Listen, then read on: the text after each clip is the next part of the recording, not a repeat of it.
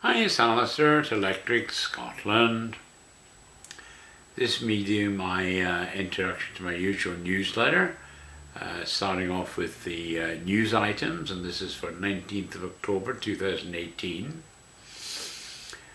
First story is the Scottish island where Highland clans buried their dead.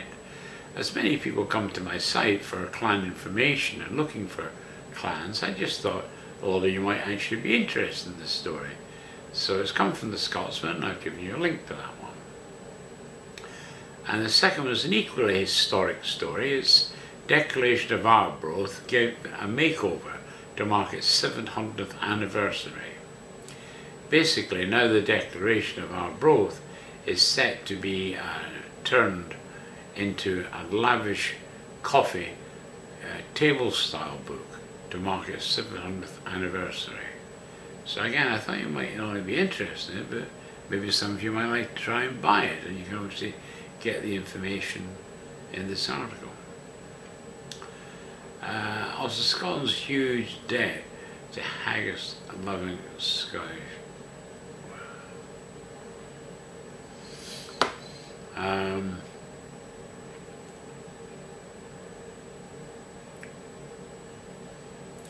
Scotland's huge debt to haggis-leaving Italian town, or haggis-loving Italian town, should I say.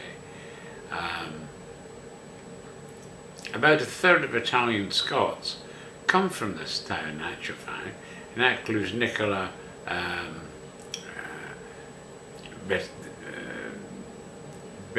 Bernadetti and Peter Capaldi have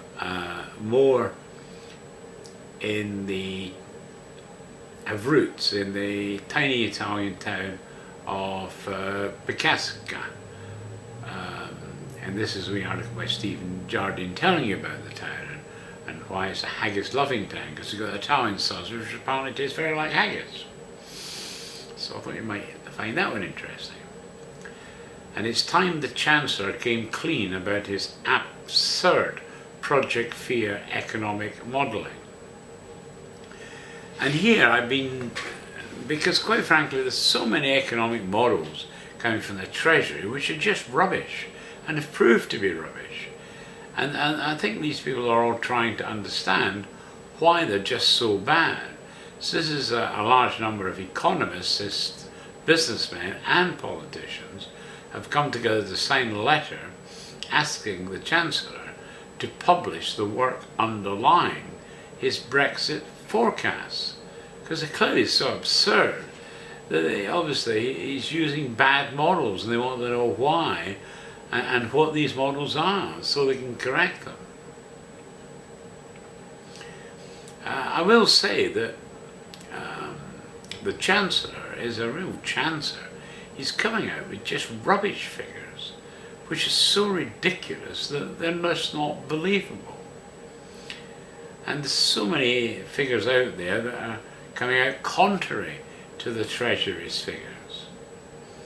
And of course, the trouble is May, our Prime Minister, is also using these figures. So as they're using such bad bases, we want to know what these basics are and try to rectify them. And then another guy's writing about the no-deal economic Armageddon as a myth. Big businesses like mine will be just fine. This is a chap writing as director of Next, which is one of the UK's largest traders. And he said, we move over 4 billion of stock around the globe.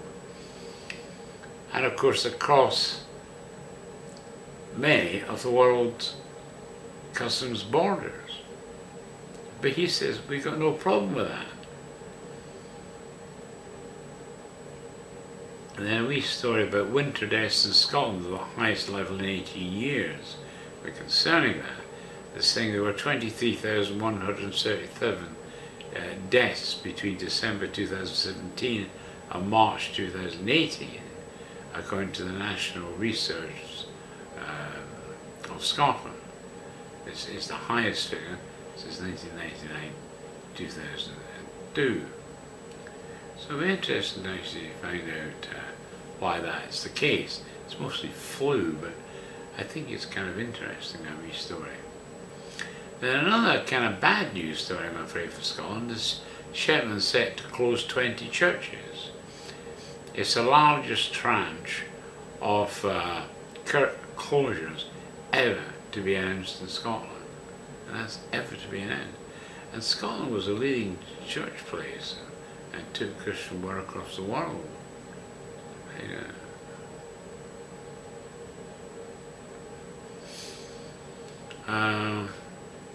Another bit of work which counters figures is UK workers see strongest growth in basic pay in nearly a decade.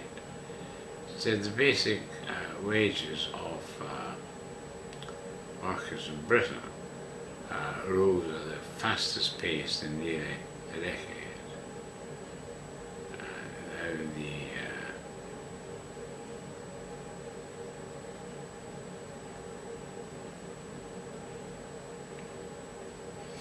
Another story which I thought was of interest was Canada becomes the second country to legalise recreational marijuana.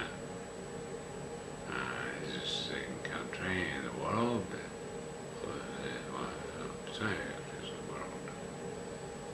so that.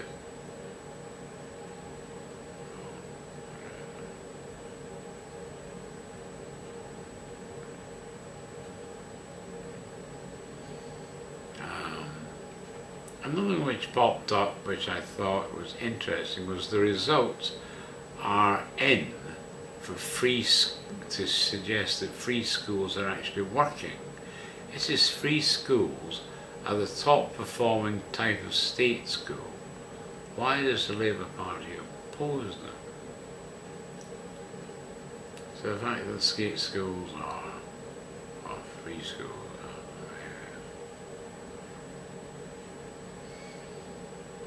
Then I think the last story I've got for you is financial sleaze and the abuse of taxpayer cash in Brussels is a reminder of why we voted to leave.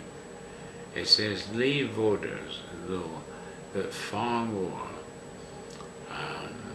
allow two people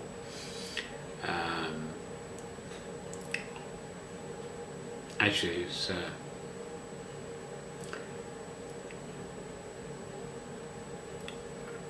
Leave voters knew that for over 2 decades, 20 years, the European Commission had constantly failed annual audits for the UK's own Court of Auditors. Kind of interesting story that, because I have known that they refused to sign off the accounts of the EU over this past 20 years.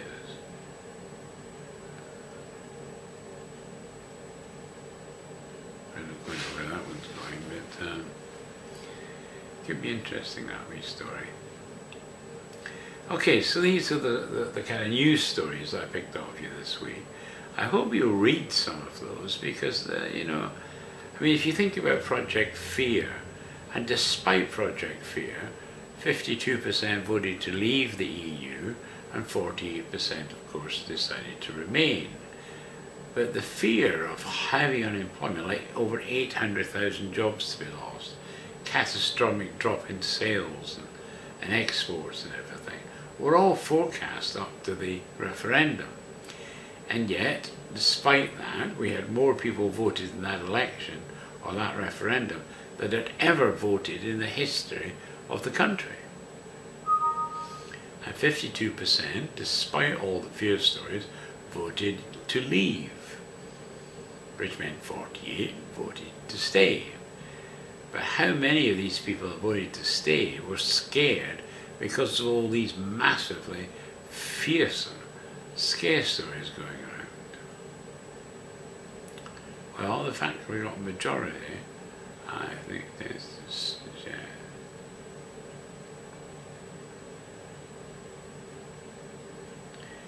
you know, when you see these fear stories coming out, and you consider how many people, despite all of them, voted to leave, you've got to say that there's a lot of people that were pretty courageous out there and just felt that we needed to get out of this EU that kept coming up with laws that frankly didn't benefit this country at all.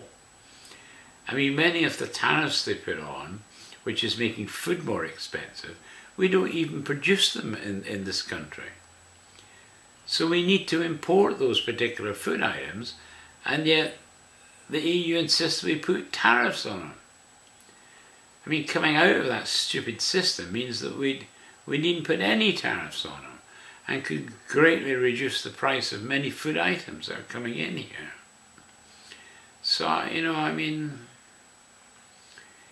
we need to be aware of these kind of things that are going on and why, in fact, that a lot of the lowest paid people in this country will disproportionately benefit from the lower prices that we can then offer to them because we can remove tariffs. You know, there's so many stupid stories going around, you've got to question them and say, well, why wouldn't food go down in price? I mean, ask the questions and see what stupid answers you're going to get back. I mean, really, there's so many benefits to coming out of the EU, but for some reason, there's a whole tranche of people who are so scared that we'll mess it all up. I think we've got to have pride in the country and pride in the way that a lot of our businesses are responding to Brexit. Because on almost every level, since we voted to leave, Britain has done much, much better. And that's totally against everything that we were led to believe would happen. I mean, come on, guys and gals, wake up a bit, eh? Have some faith in the country and faith that we've got businesses that can do really well. And don't forget, although we are the 6th largest trading bloc in the world, we're actually very successful in many areas and lead the world in many of the areas, especially in services.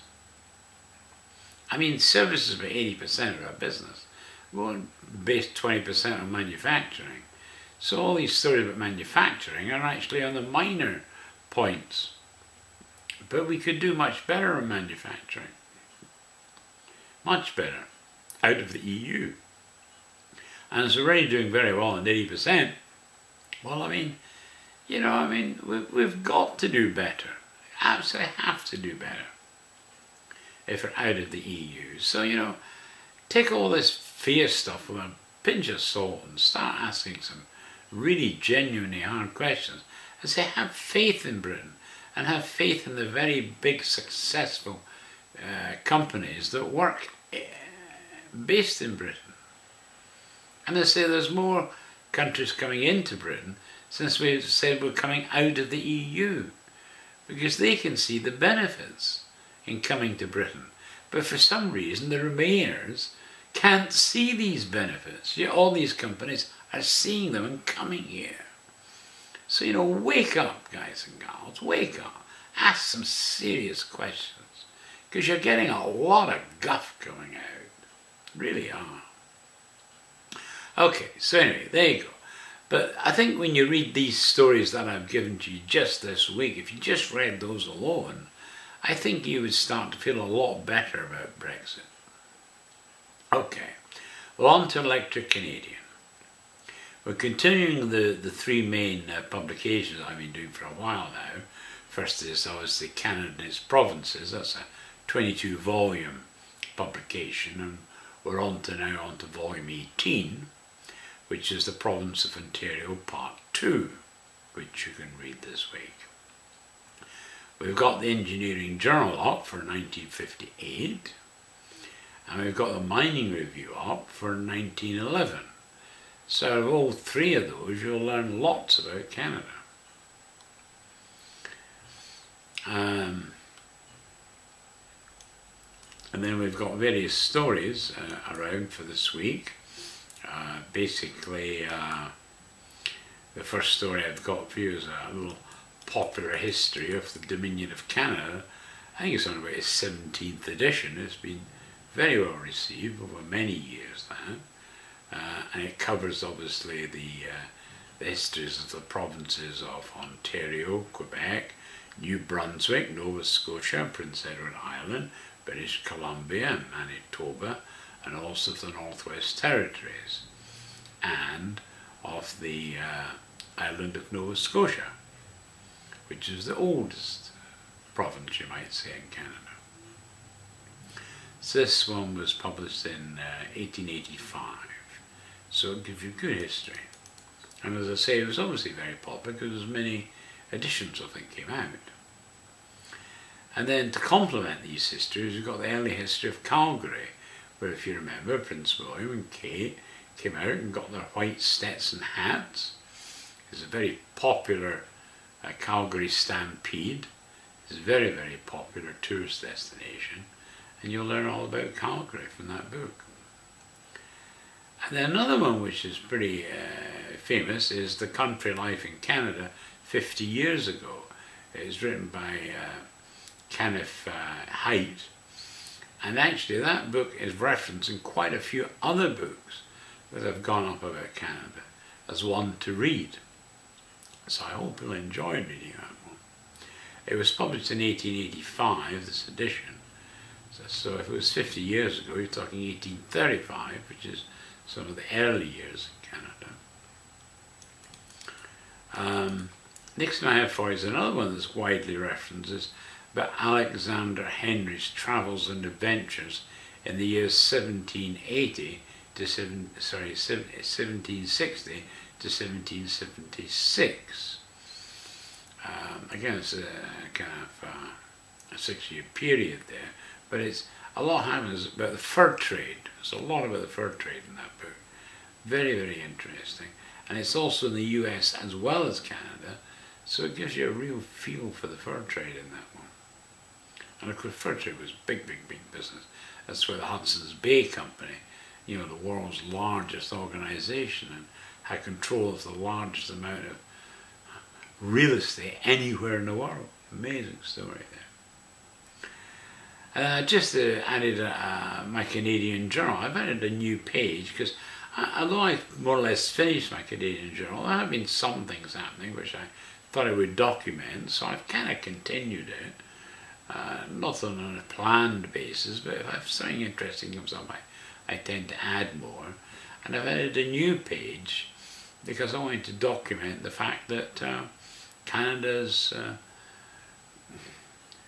well, basically it's letting recreational use of marijuana is pretty significant. I mean, it's a big historic decision for Canada. So I wanted to document the fact that that happened. And so I used a new page to start off the story. And then finally, a couple of stories from Conrad Black is a new lady for the United Nations. He's basically proposing another lady to take over for the existing lady that's done a great job, excellent job for America, and he's found another one who thinks it would be good to take over from her. So whether you agree or not, it's an interesting story. But also he's decided to talk about, the next story is about evolution of the US Supreme Court. And it's a kind of thought-provoking story, this one. So I'm very happy to put that to you so you can have a think about that.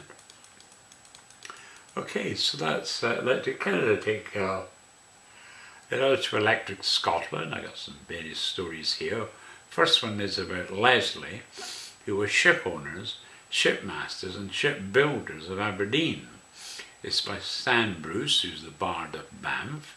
He's written lots of poetry and everything, but as he lives in Banffshire, he's well geared up to writing about it, and he's also was chairman of the one of the ship organisations, charities in the area, so he knows a lot about shipbuilding in the area, and he's writing a number of books about shipbuilding, and this one he's got on Leslie, and that works well because the preface is actually by Barry Leslie, who's of Sydney, Australia, And basically, he's written a really interesting wee preface about that, because he obviously a Leslie, and this is the Leslie, the ship owners and shipmasters and shipbuilders of Aberdeen. He's well qualified to write a good preface for this book. And I might add that Barry's got some major health issues, which are pretty damn serious, to be honest. And so, I mean, it's a good time to recognise his work. And I've written a little bit about the problems Barry's happened to him, and how he's getting on. So I hope you might like to read about that bit. I will say that he did a very, very good newsletter every quarter for the Clan Leslie Down Under in Australia, New Zealand, and frankly his articles were world-class articles, really excellent stuff he's written. So I hope you'll like reading a bit about that. And obviously this book by Stan, which is really excellent. The next story I've got is the Battle of the Somme, which was a major battle in First World War. But also on top of that, it's written by John Buchan, who's a very famous author. So I thought you might like to read that. Also, the next story is The Love That Will Not Let Me Go. It's by George R. Dempster, written in 1937. And it's actually a Christian book, this one. But again, as there are many Christians still around, and so you might like to read that. So I've made it available for you. Then Best Newfangled Family Tree. She's a new means of putting out her newsletter, and we had to I've ended up giving her an account, so she's now got an account, Best Scribble at electricscotland.com. And it's because she's no longer able to send me the kind of 40 megabyte edition that she puts out every 2 weeks. I, of course, when I get it, put it through a special process which will reduce that down to about 2 megabytes, so it makes it a lot easier for people to download. Although I know with internet access being so good these days that frankly most people have got fast internet, which only takes a couple of minutes to download that kind of file, but nevertheless it's quite good to reduce the size by that much. And there's a very good article in it about the Scots language and where that came from, how important it was. Now it still is important, in fact. So I thought you might particularly like to read that one. The Clan Wallace Society has put together a special edition. It's the fall 2018 newsletter, but it's mostly about the splash of tartan at the Edinburgh Military Tattoo in 2017. Lots of great pictures from there and some beautiful pictures. So I thought again you might like to read that. And then I've got The Life of the Bee up. The bees are very important because at the end of the day they're the ones that propagate our crops and our plants and flowers and something like that. So I thought you might be interested in reading this one. And I've added to it a video which is the art of beekeeping in northern climates. So particularly good obviously in Canada and Northern America and Britain for that matter. So I thought you might like to kind of watch that as well as read the book. And then another one I've got is the memoir of Sir James Dalrymple. He was the first Viscount Stair and also President of the Court of Session in Scotland. It's written by J.G. Mackay in 1873, but I thought he's a very interesting guy and I thought you might like to read about him. Then another one I've got is the Scottish Jests and Associates, and an anecdotes rather. It's a collection by Robert Chalmers, 1891. It was published, and Robert Chalmers is quite a character and a very good author, so he's obviously been in a good position to pick up jests and anecdotes and so forth. So again, I thought you might be interested in reading that. And then finally, I've got another article in from Gary Gianotti. he's the guy that's been doing all this symbolism stuff in America that's all tied back to Scotland and so forth. But he's really upsetting the establishment in America, because he's like finding that like for buttons, for example, are much more ancient than anyone ever knew, and have much more symbolism from them than anyone knew as well. So buttons that you can maybe buy for $50 now should actually be worth, could be worth actually 500,000, a million and more, in fact, in money terms. And of course they all go back to the Garter and Thistle orders in Scotland, as do the Stars and Stripes, the flag, and also the horn, which comes back again to early Scottish history. So he's actually been banned from Facebook because a complaint went in, which is totally rubbish, complaining about him talking about Saudi Arabia.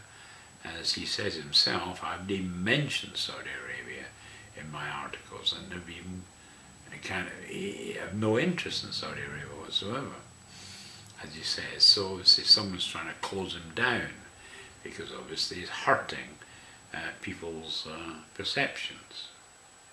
So, interesting article, and I love supporting Gary, so I've got many more articles on the site. If you do a search for him, you'll find tons of articles.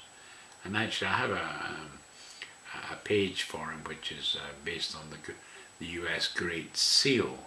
It's under the articles section in our history section of the site, and on there I've actually made an index page for all these articles. So if you were to go to that one, you can read all these articles. And then, so that's basically all the stories I got for you, but I also got a story for the newsletter, which is about Celtic tenures and Highland clearings. This is an article that's been taken from the Tate Edinburgh magazine, and it was 1846 this was written, so it was the time of the clearances, and it's a rather interesting one. It's actually quite a long article, and it's actually almost 2/3 of the newsletter, so it's a big story to read. So I hope you have the time to read it, because it's quite interesting in what it says. I might add that I've taken the opportunity to add 2 more volumes of the Tate's Edinburgh magazine to the site, and I've given you a link at the top of the story to those articles. And I say one of the volumes is this one for 1846, and I took this article out of that one. So, and I think the whole volume must be about 800 odd pages, I think. So they're quite big, these volumes. So anyway, there you go. That's the stories I've got for you this week. And sorry, I'm kind of half asleep when I do this, because I had a late night last night and didn't get to sleep till about 4 in the morning, and then about 8 in the morning Kojiko phoned me up because they were here to try and fix an issue with my television set, which I was losing volume from. It would stutter all the time. So he came in to see what he could do for me on that, but unfortunately he wanted to come at 8:30, so I didn't get much sleep, so I'm yawning my head off now, I must confess. So anyway, there you go. That's quite a fascinating amount of reading for you there, if you want to follow it all through. And as always, I'll put a link to the actual newsletter where you got all the links to take you to these stories, which will be underneath this video. So anyway, there you go. Hope you enjoy all the stories and learn something and whatnot, and hopefully I'll talk to you soon. Cheers.